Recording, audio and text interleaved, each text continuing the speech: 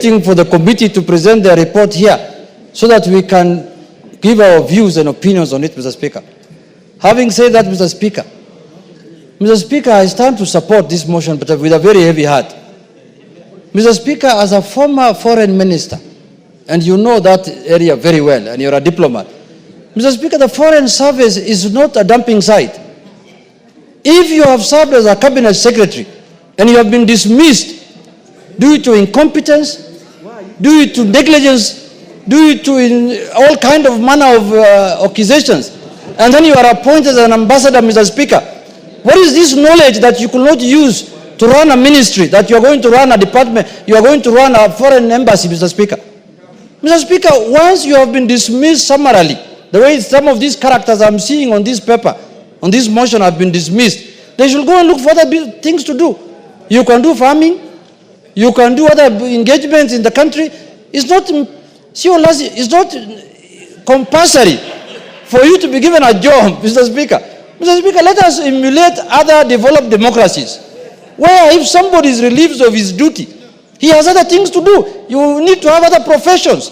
If you have a doctor, go and treat people. If you're a lawyer, go and do your other work. Yes, Honorable JUNET, there is a point of order from member for Kenango.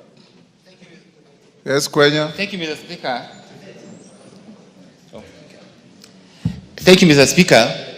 It is sad that the leader of minority is misleading this House. The cabinet secretary, the former cabinet secretary is speaking about or talking about, was not actually fired because of incompetence, because the president did not state any reason, and it is unfair for the leader of minority to continue misleading this House. That indeed the person who he is purporting to have been fired was fired for incompetence. In fact, he stated in the interview that he would serve in any capacity. I do not have, actually, he has insinuated. His insinuation is enough for us to know who he is talking about. Two of these nominees, Kwenya, are former cabinet ministers. So which one are you defending?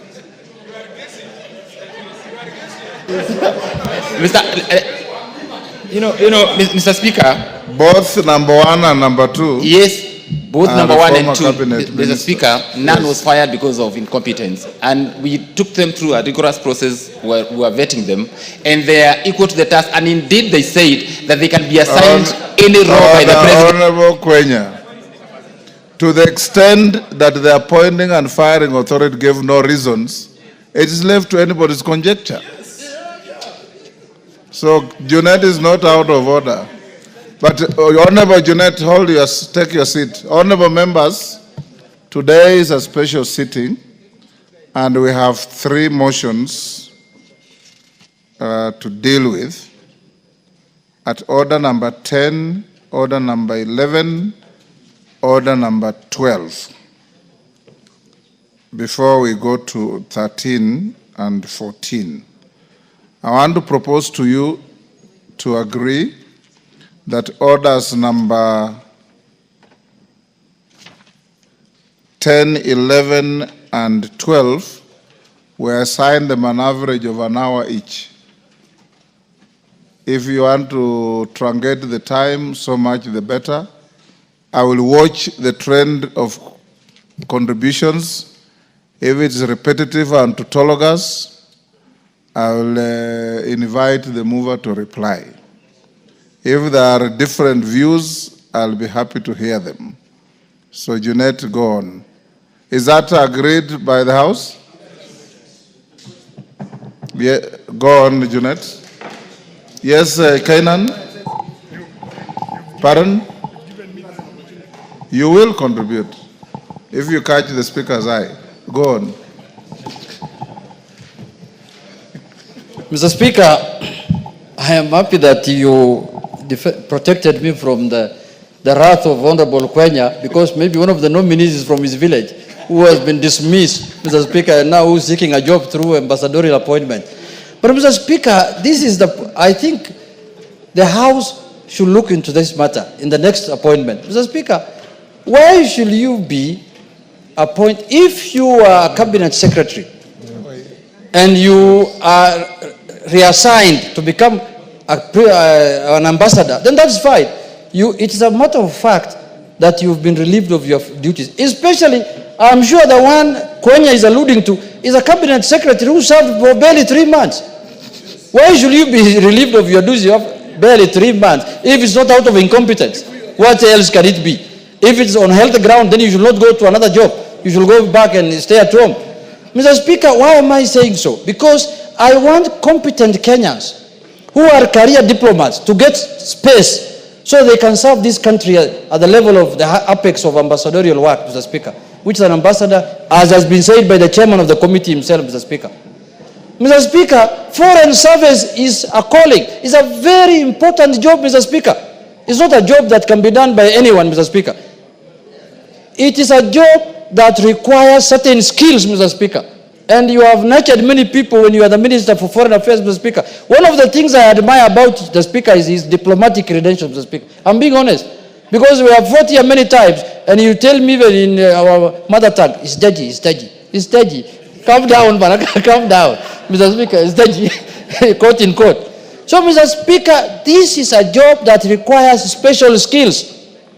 What skills is that you could not run a ministry that now you have acquired within the last 2 weeks so that you can go and deal with it in those foreign embassies, Mr. Speaker. So, Mr. Speaker, this process must be taken seriously. Secondly, and most importantly, when somebody is being given a job of ambassador, please, I'm asking the executive they should do a due diligence. You cannot give somebody a job, and when he's told to appear before the committee is when she says, no, I'm not interested in this job. There are many Kenyans who want that job. Surely. Why should you be guessing whether this person want the job or not? A former cabinet secretary was proposed to Parliament for vetting as an ambassador for which country? Ghana, Mr. Speaker. This is the second time people are declining to go to Ghana. Initially, a former member of Parliament declined. Now the former cabinet secretary again declined. Why should we be begging people with jobs when there are many Kenyans who are jobless, who have the requisite qualification to go and serve this country in Ghana? And you know, in Ghana, that is where the headquarters now of the African Free Trade offices are. We need a very important person there, not jokers who don't want jobs, Mr. Speaker. So, Mr. Speaker, if under this, maybe this now, you know, we are the ones now who are sending experts to government. So if there are no experts on this other side, let them tell us, we shall give them experts to go to Ghana, Mr. Speaker, under the broad-based arrangement, Mr. Speaker. We have experts who can go and work in Ghana. If you give me 10 minutes now, I'll produce one. Under this exchange program of experts. It's an exchange program under broad-based. Deputy Speaker. Honorable Speaker, just on a point of information for Honorable JUNET, I think it's important for you to find out first what the challenges were for Honorable Margaret Nyambura not to be able to take up the position. I think she did confirm that they shared certain family challenges that prevented her from being able to leave the country and preferred to have a